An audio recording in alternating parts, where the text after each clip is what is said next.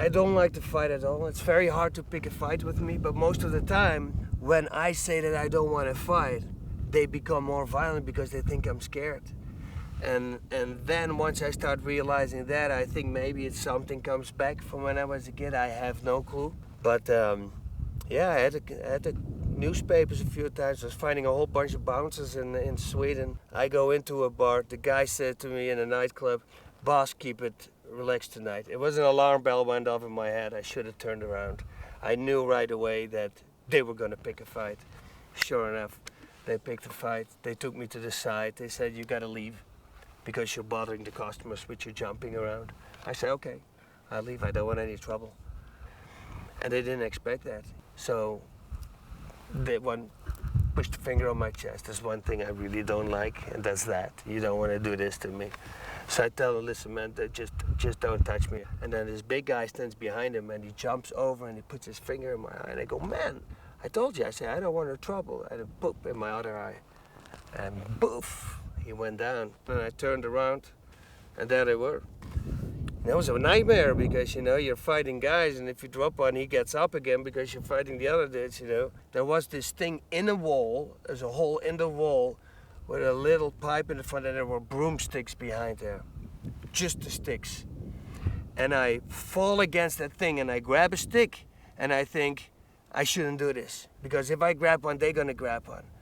So I let it go. And then I heard the sound, they took the sticks out, and I go, shit, I should have taken the stick. You know, now I got the stakes on my head, I got cuts everywhere, my eyes, the white of my eyes is that deep red. And they step back, and I go, cool. they see in my eyes that I really mean business now. But then when I looked around backwards, there was the whole police force was standing outside. That's why they stepped back.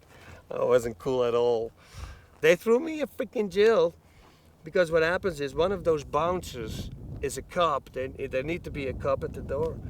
Obviously, I hit the guy also. After I was 2 days in jail, they allowed me to make my first phone call. So I call my wife and I say, "Honey, I got some good and some bad news. What do you want to hear first?" And she says, "The good news." I say, "I didn't shag 2 blonde Swedish girls." It says, "What's the bad news?" "I'm in jail." "You think this is funny?" When I got my lawyer coming in, I says, "How long am I going to be here?" He says, "Well, minimum of 6 months." I said, whoa, what are you saying? He said, 6 months? I said, yeah. I said, "But they started." She says, "Yeah, but you had a cop. You know, you heard a cop." In jail, the guards were all fans.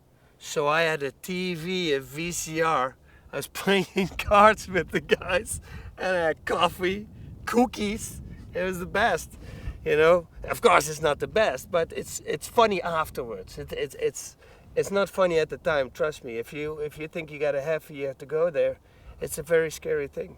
But the bouncers, they throw back the charges. I didn't press charges, and they let me go. Can't turn back the clock, right? That's my saying. The only thing you can do is learn from it, and hopefully you'll never make the mistake again. That's a line I try always to follow. It didn't always work though.